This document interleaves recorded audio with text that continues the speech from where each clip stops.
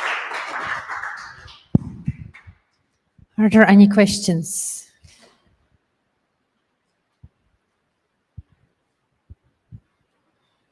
If there are questions later, we can also talk with the cocktail. Maybe with a cocktail it gets easier then. And feel free to ask, even if you want to ask later, and then we can talk about the details. Maybe I can give you more details about how we did it. Okay. Okay, so thank you again, and we'll ask Marine.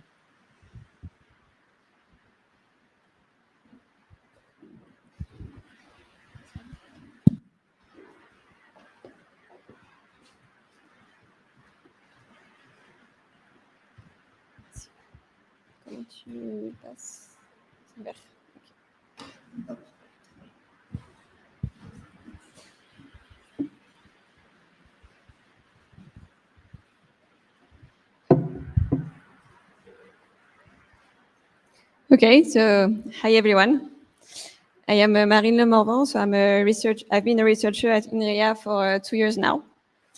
And during this time, I've worked, not working anymore, okay. I've been working a lot on missing values, so I'm going to try to talk to you about some research avenues about the subject and things we've done with my colleagues. All right, so first of all, to motivate the subject, I'm showing here a picture of a database that's called the trauma base. It's done in Paris. It's a database where the characteristics of many patients that have been traumatized by accidents, like car accidents, have been gathered. And as you see on this picture, everything that's black is missing.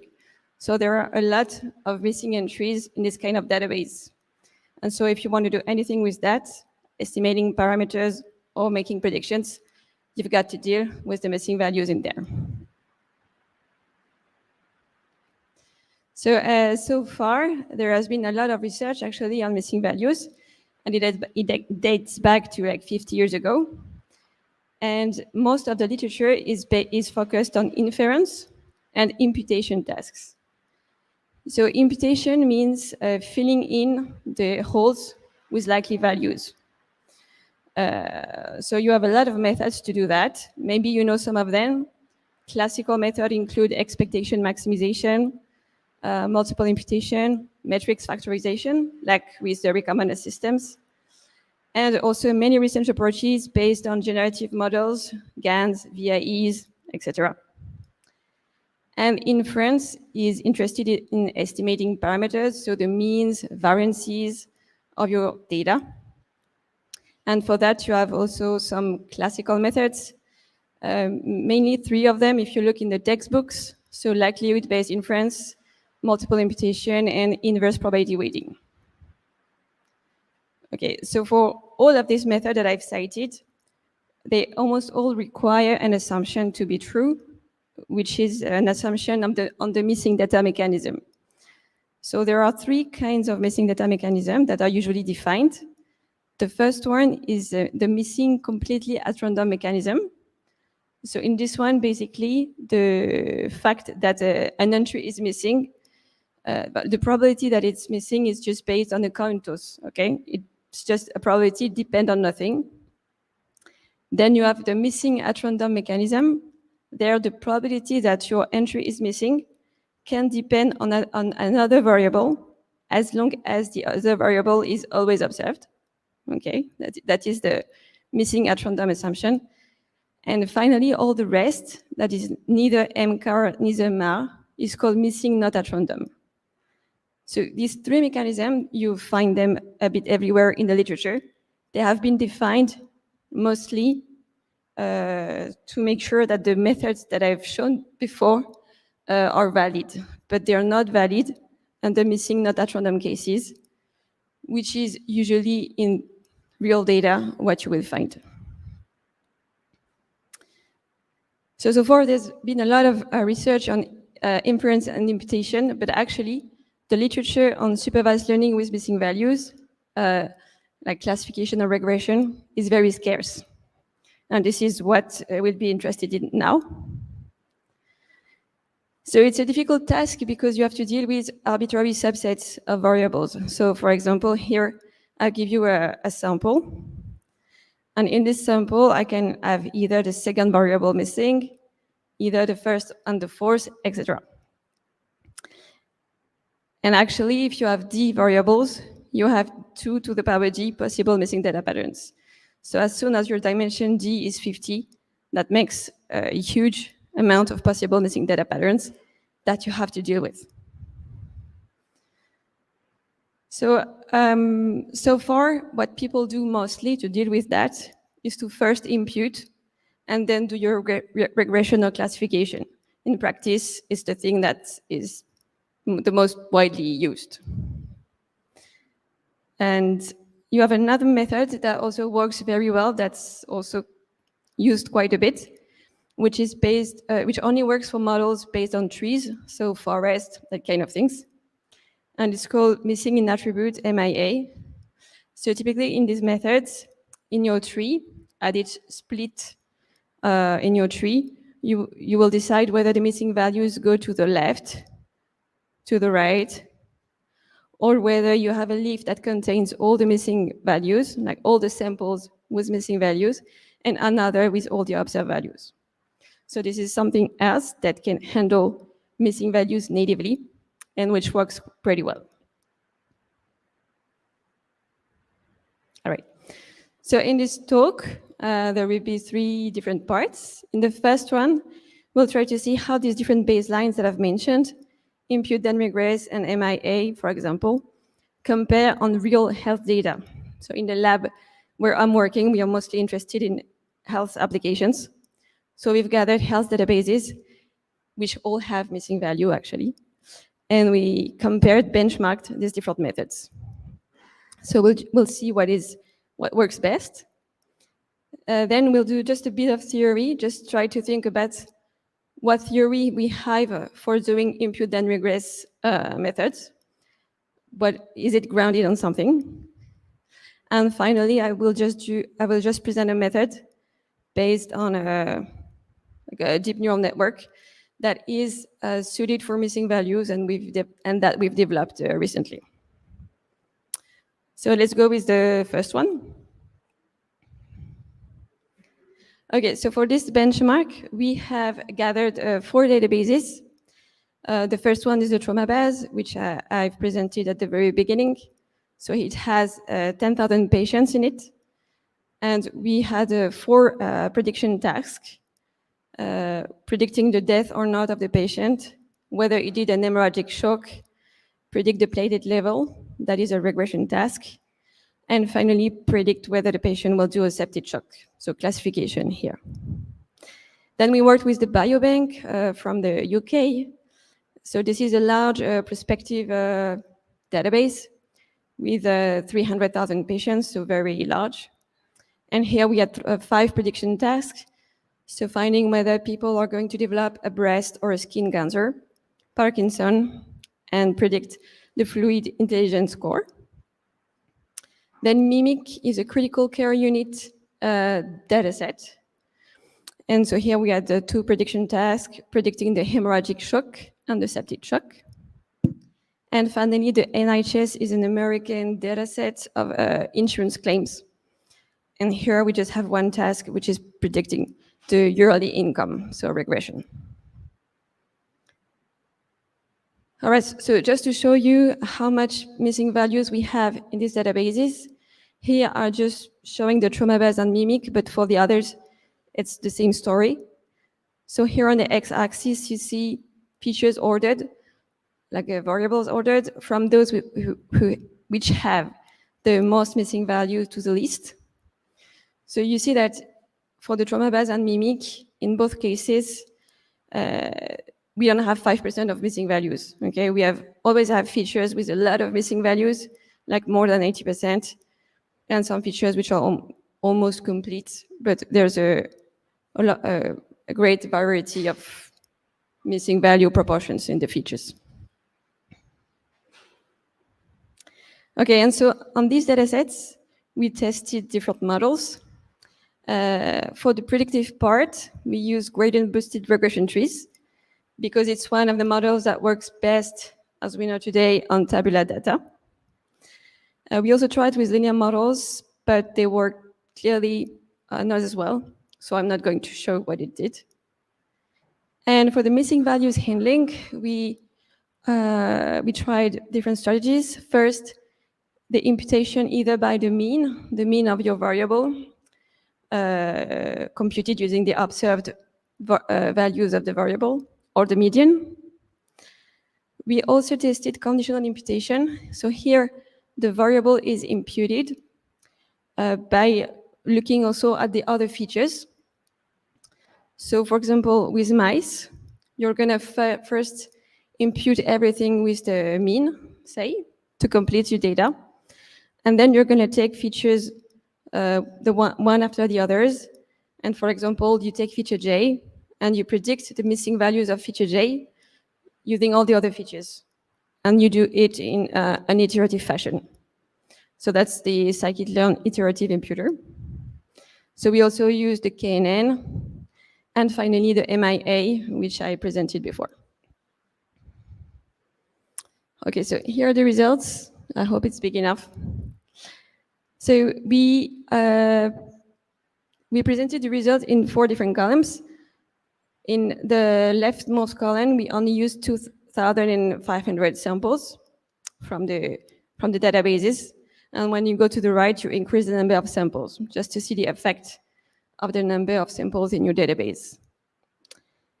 And on the x-axis, you see the relative prediction score. So it's relative to the mean score across all methods and all databases. Okay. So the more you are on the right, the better.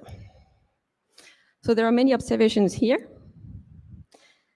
So the first one, which is I think the most obvious, is that adding the mask improves the prediction. So what does it mean?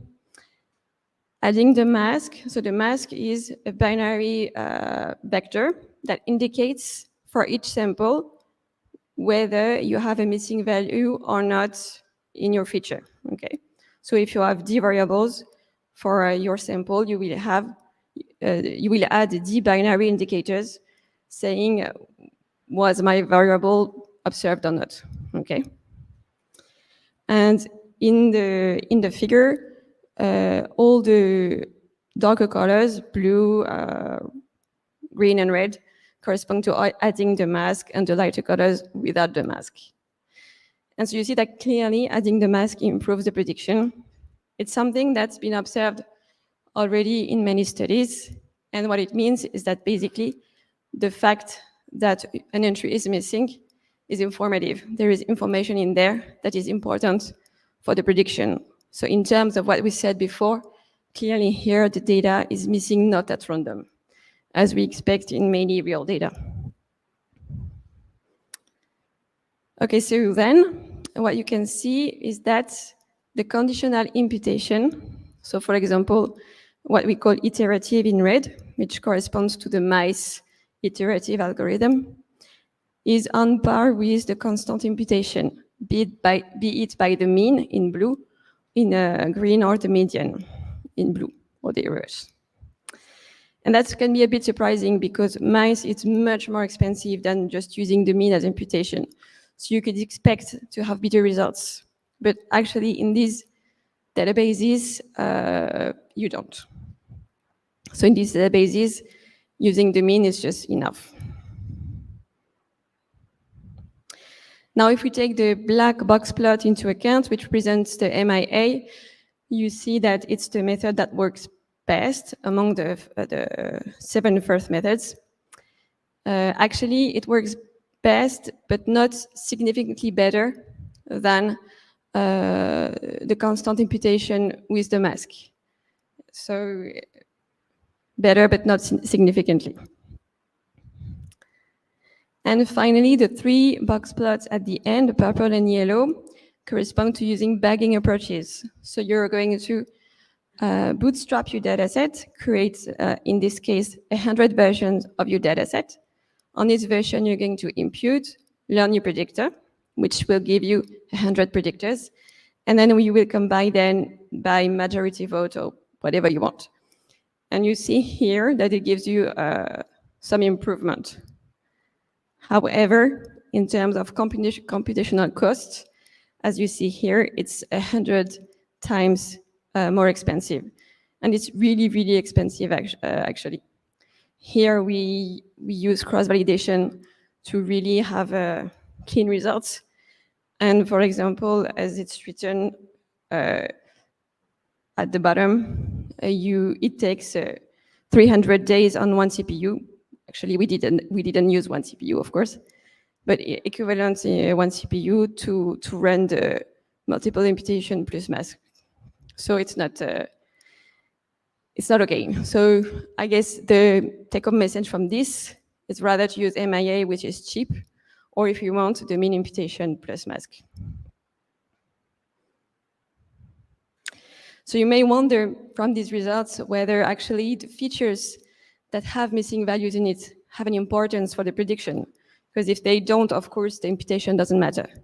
So we tested the association between the proportion of missing values with the feature importance, measured by a permutation approach. And you see that actually there's no association. You have features which are important, so at the top of the plot, but still they have a lot of missing values. So it is actually important to take into account the features with missing values in these databases. All right. So I just presented a benchmark, like it's from an applicative point of view. So where we found that the mean imputation is okay, MIA is a good option. But now we are going to move forward and try to think about the theoretical work behind the impute and regress approaches that we've used in the previous benchmark. Okay. So just to explain formally what an impute and regress approach is, it's really simple. It's just you're going to have a function phi that says it's going to do the imputation. So take a sample with missing values and map this sample to something that doesn't have missing values anymore. Okay, so that is phi. And your predictor, your impute and regress predictor, is going to be g of phi. So g is just the function that you would use to predict. And there are different questions that we want to ask about this kind of approaches. So which include the mean imputation plus prediction and the different approaches that I presented just before. And so the first question is, can these methods be Bayes optimal? That is, can they reach the best possible performances, yes or no? And if yes, how should we choose the imputation function? You have many options. And what happens when the data is missing, not at random? Does it matter as it matters for inference or imputation? So we're going to answer to this question from a theoretical point of view. And for that, I just need one slide of formalization to introduce a few things. So the result that I'm going to present needs one assumption, very simple, which is just that the response y is a function of the complete data, which you don't have access to, plus some noise. So it's very basic. And you want to solve an optimization problem, which is just minimizing the risk. So minimizing the expected loss, where your data is the data with missing values x tilde. And here, because we use the squared loss, we know that the Bayes predictor, that is the best possible predictor that minimizes this risk, is given by the expectation of y given the observed data. That is something that we know. And the Bayes rate will be the risk associated to this Bayes predictor. And so we say that a predictor is Bayes optimal when it reaches the Bayes rate, the best possible risk, the best possible loss. Okay, so knowing that, let's go back to our question. Can impute and regress procedures be Bayes optimal, yes or no? So we showed that actually, yes, they can. And in fact, it's stronger than that. They almost always are. So here's the result. If you take a function, here a G5 star, which minimizes your risk on your imputed data, then you assume that your imputation function is infinitely continuous, why not? And that your response is generated as f star of x plus some noise, as we said before.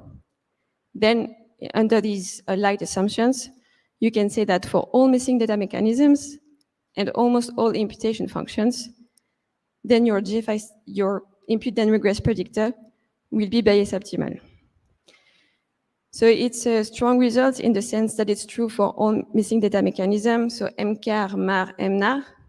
So contrary to what happens for imputation or inference, here you don't care about the missing data mechanism for prediction. That's what we're saying. And it's also true for almost all imputation function, meaning that if you use the mean, it's also fine. So in other words, for almost all imputation function, if you have a predictor that is sufficiently strong, sufficiently flexible, then you can reach the best possible performances. So this is just a sketch of the proof. I'm going to go very fast. I guess the idea is just to look at the plot on the right to have an intuition of what happens. So on the left, you have some complete data, and on the right, you have data which has been imputed. And each color corresponds to points that have different missing data patterns. So the points that lies on curves, so brown, red, and purple, were the points with 2 missing values, and the points lying on the surfaces, orange, blue, green, they were points with only 1 missing values, okay? So when you see that after imputation, your data lies on manifold surfaces, curves, so on. And actually the result that we proved rely on this intuition by saying that on this data, you can learn a predictor that will adapt to each manifold, to each curve, to its surface, and predict the best possible thing on each of these manifolds. And that's the idea behind the proof. So now, to conclude that, what we said is that for inference, imputing by the mean is highly discouraged because it really distorts the distribution. It's something that you shouldn't do. But for supervised learning, regressional classification, actually you can do it. You have this result on Bayes optimality. And as you saw on the benchmark, it worked quite well, actually. Yet, this result is asymptotic. That is, it is valid when the number of samples tend to infinity, so for large data sets. So you could say, now with this result, okay, why bother from now on? I will just use the mean as imputation and full stop, okay? But actually, it's not that easy.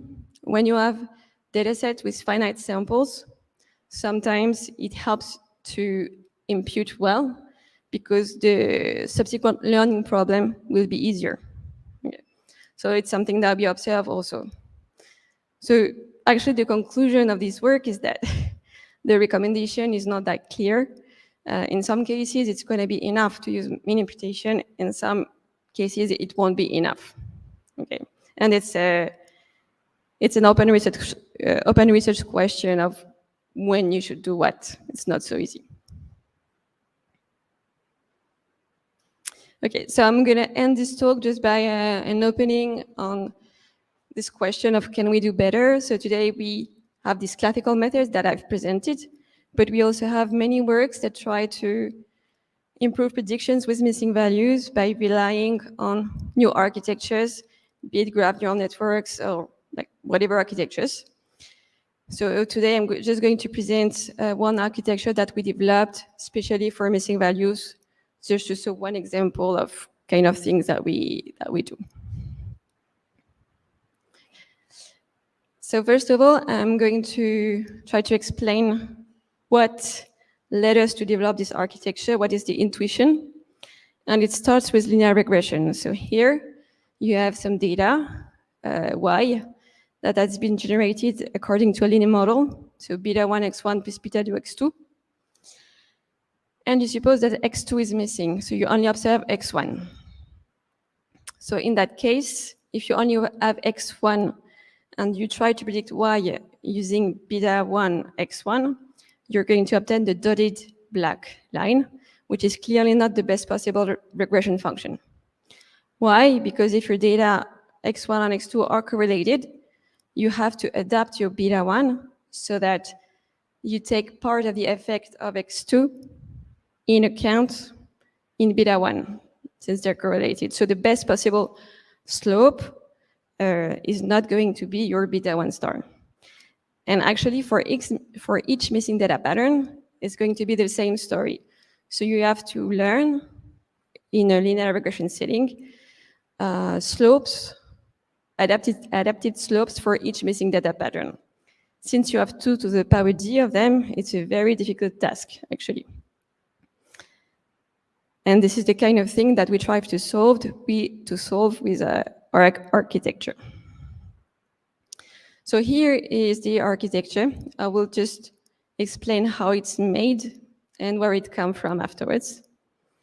So in this architecture, your input data is just your data where the missing values have been replaced with zeros.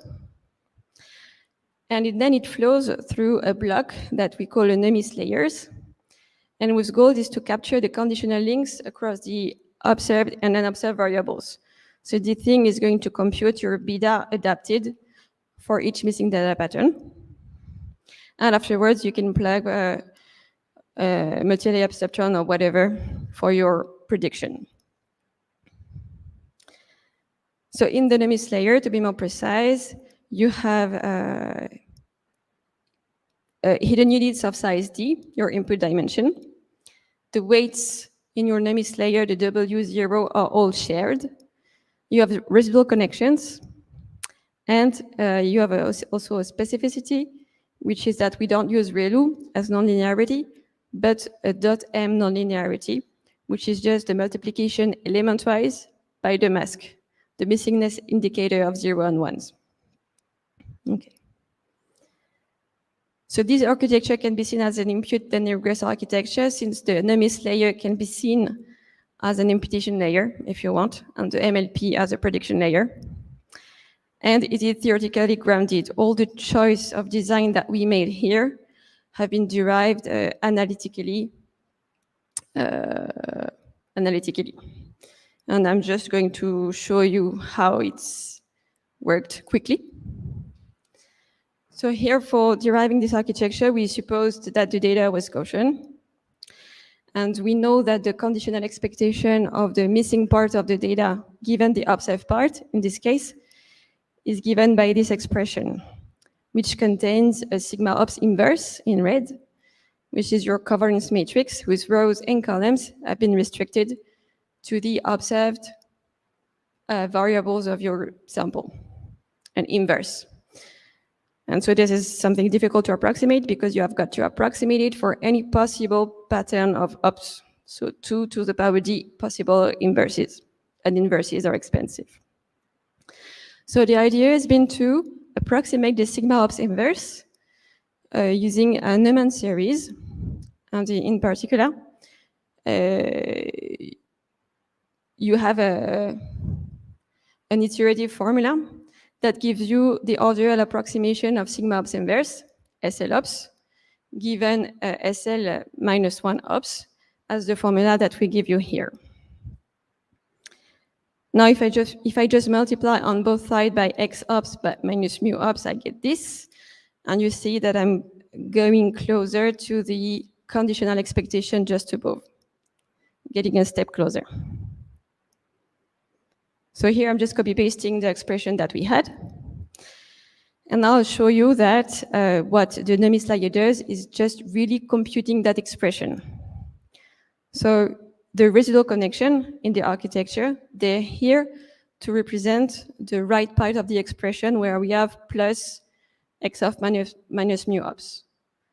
So this plus something is represented by the residual connection. Then you see that the W0 weights, They correspond to the factor identity minus 1 over sigma. Oops.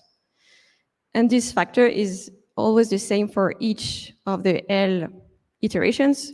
So that's why we used shared weights, because we know from the analytics that it should be the same.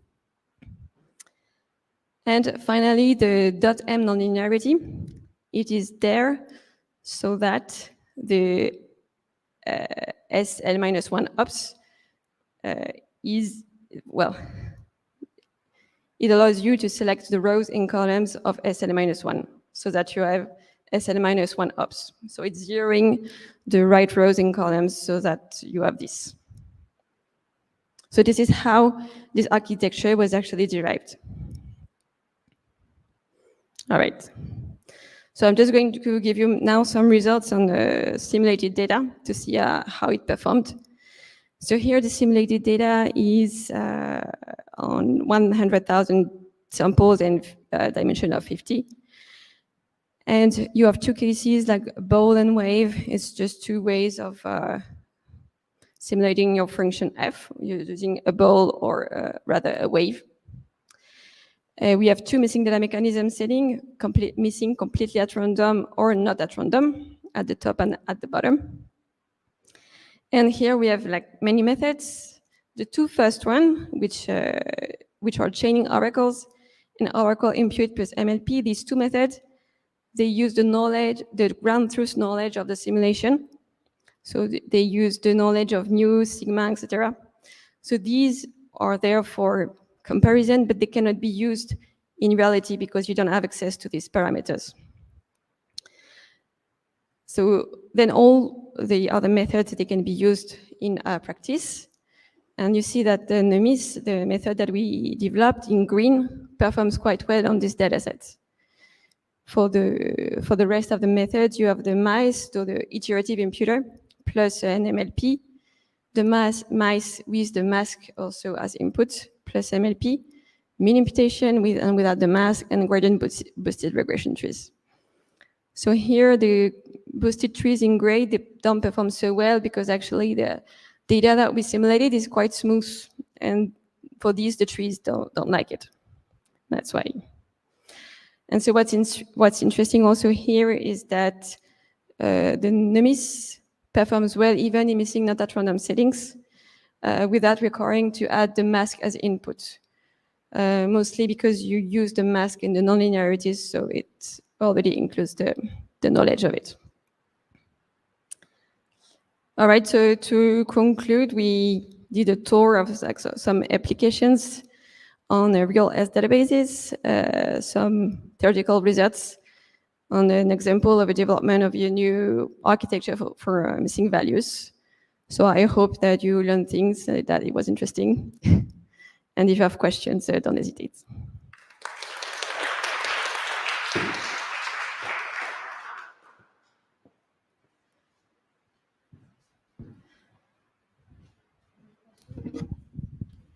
Yes.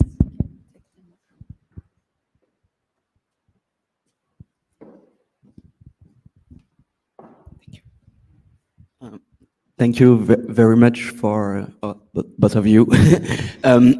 I have a question.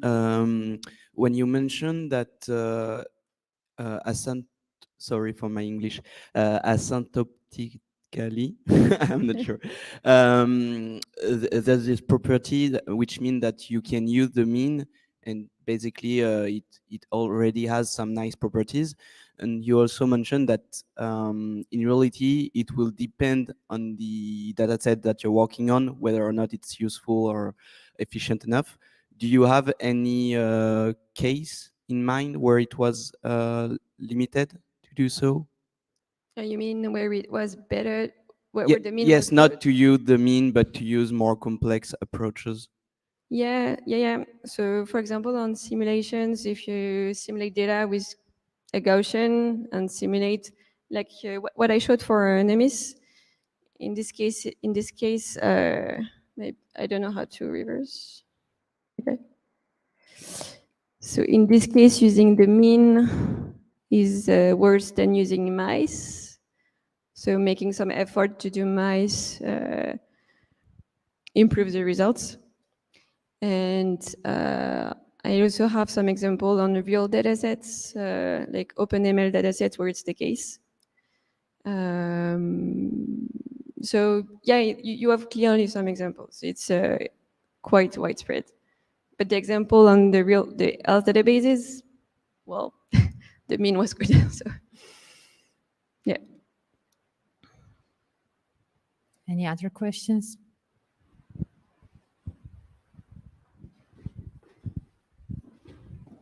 Oh, thank you again for the presentation.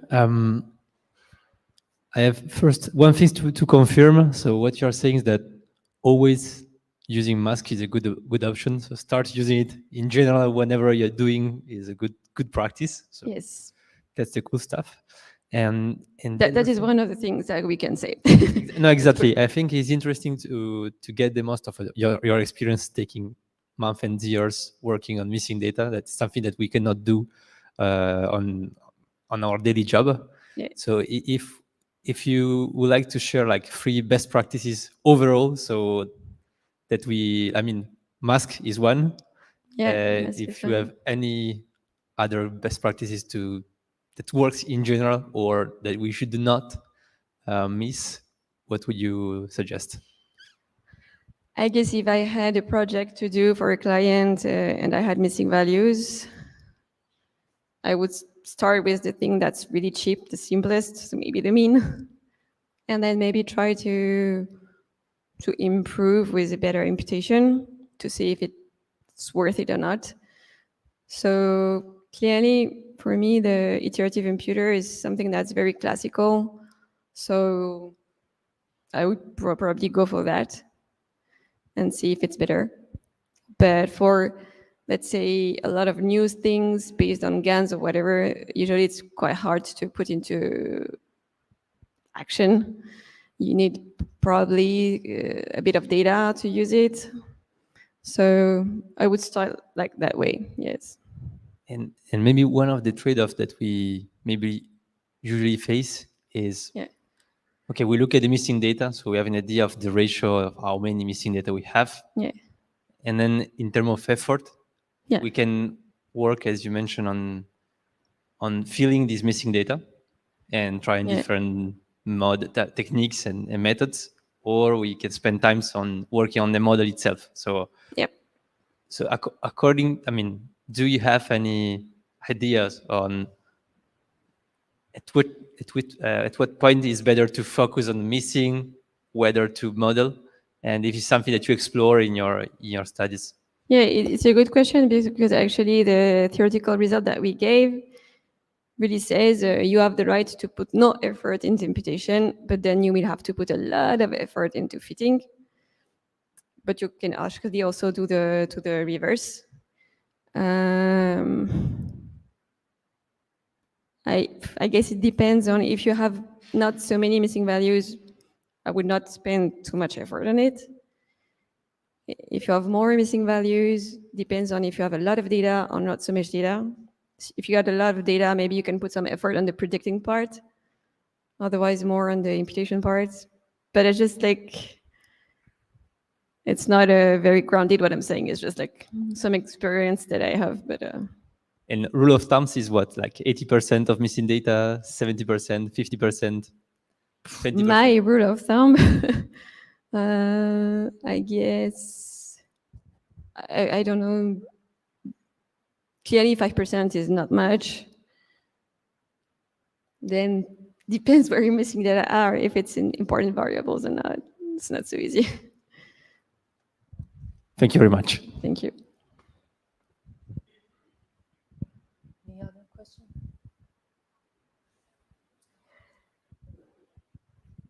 Hi, how do we treat error bars in data sets? Or if you want to assign some quality scale to the data, like 1, 2, 3, 4, 5, how do we treat such extra data, extra input? So you mean if you have some additional information to your data set saying for this entry, the quality of the data is that? Yeah, for the month of April this is like quality 4, next month it is 2, etc. Actually, I don't know. It's, I think, a different problem. Yeah. Maybe to take it into account, and I've not thought about it. So I can't. What about error bars? Like when you do some sensor measurements, I think they come with some built-in error bars, like plus or minus. Okay. How do we treat them? Like it sounds like it's similar to the missing data problem. Right? Yes, well, you have the notion of uncertainty here. When you have a missing value, it's full uncertainty on your entry. When you have what you say, it's restricted uncertainty. But I don't know actually. I've not worked on it, so I can't tell you. Thank you.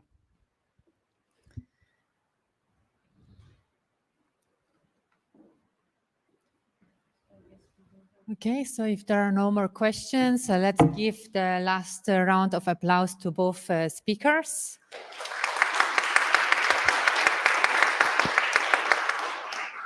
And yeah, once again, we thank our sponsors that we can be here, and let's enjoy the networking session now.